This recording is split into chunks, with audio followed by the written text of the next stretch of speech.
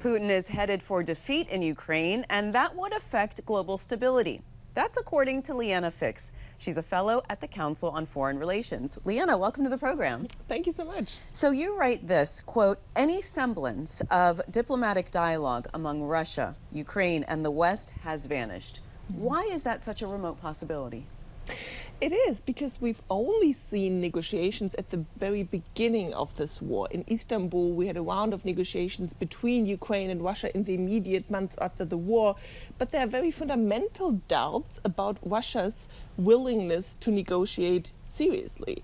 So when we see now that Putin demands he's ready for negotiations if Ukraine just accepts that he has annexed 4 territories, there are a lot of doubts that he's just using that as a pretext to take a break and then to re-attack Ukraine. So negotiations need trust, and that's not what we have with Vladimir Putin as a negotiation partner. So are any negotiations possible?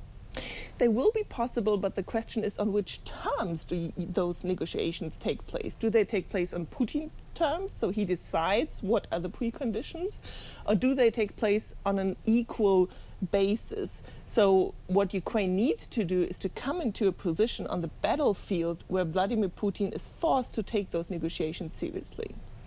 What makes you so sure that Russia is headed for defeat?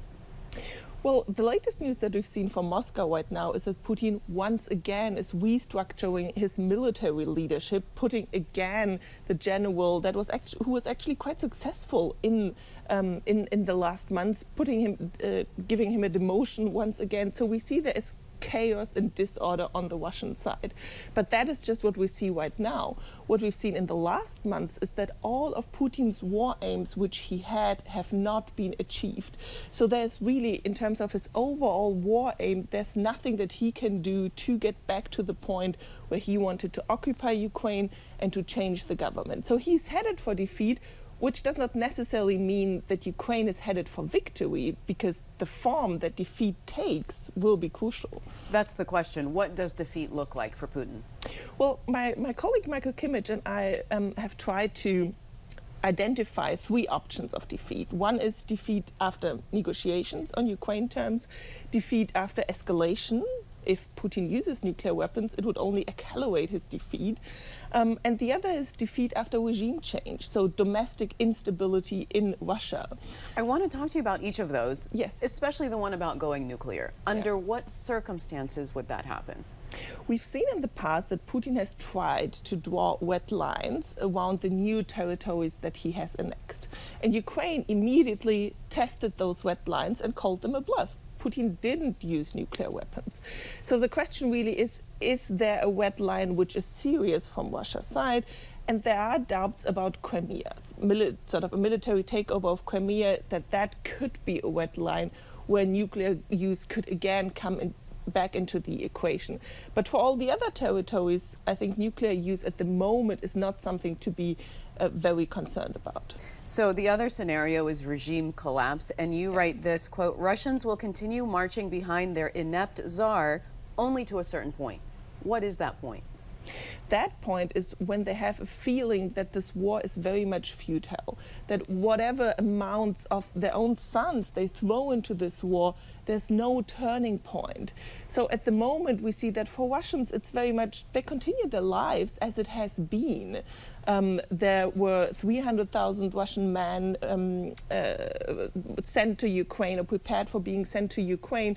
There are rumors about a new wave of 500,000 Russian men to be sent to Ukraine.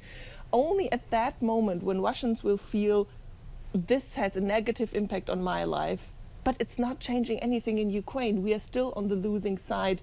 Might they have this feeling that Russians had in 1917 when Russia lost the First World War, that they might want to rebel against the leadership? You also say that Russia's defeat would cause regional and global disorder. What would that look like? And more importantly, how does the U.S. prepare for that kind of disorder? And that's one of the points we make. I mean, obviously Russia's defeat will open up a bright future for Ukraine. And it might also open up a bright future for other Russian neighbors. But we should be prepared for the other scenario, that it will not be a golden age of stability. And that's especially the case if we look at the South Caucasus and if we look at Central Asia. Because in those regions, we had inherent instabilities. We have China, which is trying to move into these regions for years. We have Turkey, which would use the vacuum that a Russian collapse in these regions would create to expand their own power. So the United States should prepare for that, not by being the dominant power in Central Asia and the South Caucasus. I mean, that would definitely be an overstretch, but to be aware that we will see major power plays in those regions and to offer an alternative to those countries and to say, if you look for stability, the United States can help you with that. What's the best case scenario from the American perspective? What's the worst case scenario as far as geopolitics in that area go? Let's start with the worst case scenario. The worst case scenario is certainly a regime change in Russia, which is unclear, where Russian nuclear weapons, or where it's unclear where Russian nuclear weapons will end. And this was also the concern after the end of the Soviet Union, which is also why back then the United States tried to keep the Soviet Union together, out of concern where will Russia's nuclear weapons go. So some kind of disorderly regime change, collapse of Russia, disintegration can be a really dangerous scenario. The best case scenario would be if Russia agrees to negotiations on Ukraine's terms, withdraws from Ukraine, and then we see some kind of reckoning in Russia, within the Russian leadership, which says, well, we need someone else than Putin. It will not become someone completely different, but it might be someone who's just a little bit more open to working on this terrible heritage and legacy that Russia has left in Ukraine. All right, Liana, thank you so much. Nice to talk to you. Nice to talk to you. Thanks for watching. If you enjoyed the video, give it a thumbs up and subscribe to our channel so you don't miss out on any future Government Matters interviews.